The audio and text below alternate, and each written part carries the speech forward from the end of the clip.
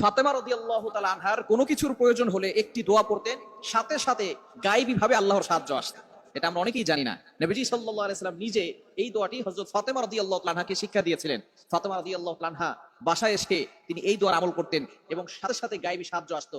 রিজিক নিয়ে তিনি কখনো টেনশন করতেন না। তার ঘরে খাবার ছিল না, যখনই খাবার থাকতো না তখনই এই দোয়া পড়তেন আর আল্লাহর পক্ষ থেকে গায়েবী সাহায্য আসতো। একবার নবীজি সাল্লাল্লাহু আলাইহি ওয়াসাল্লামের কাছে 6টি ছাগল হাদিয়া আসলো। হযরতে আলী রাদিয়াল্লাহু তাআলা আনহুর বাসায় কোনো খাবার নাই। হযরতে আলী রাদিয়াল্লাহু তাআলা আনহু, ফাতেমা রাদিয়াল্লাহু তাআলা আনহা না খেয়ে আছেন, হাসান হোসেন রাদিয়াল্লাহু তাআলা আনহুমা ছোট ছোট নবীজির নাতিরা না খেয়ে আছেন, ঘরে কোনো খাবার নাই। আলী রাদিয়াল্লাহু তাআলা আনহু মসজিদে গেলেন, যাওয়ার পরে দেখলেন নবীজির কাছে 6টা ছাগল হাদিয়া আসছে। আলী রাদিয়াল্লাহু তাআলা আনহু মনে মনে একটি শান্তি পেলেন, আর চিন্তা করতে লাগলেন বাসায় যাব, যাওয়ার পরে ফাতেমাকে নবীজির কাছে পাঠাবো আর বলে দিব নবীজির কাছ থেকে যাতে করে একটা ছাগল হাদিয়া নিয়ে আসে। আলী রাদিয়াল্লাহু তাআলা আনহু বাসায় আসার পরে ফাতেমা রাদিয়াল্লাহু তাআলা আনহাকে বললেন, আজকে দেখলাম নবীজির কাছে 6টা ছাগল হাদিয়া এসেছে, তুমি যদি নবীজির কাছে যাও, সেখান থেকে যদি একটা ছাগল নিয়ে আসো, তাহলে আজকে আমাদের জন্য রান্না করে খাবারটা খুব ভালো হবে। আমার সন্তানরা অনেকদিন ধরে না খেয়ে আছে, আমরাও কিছুদিন না খেয়ে আছি, তুমি তোমার বাবার কাছে যাও।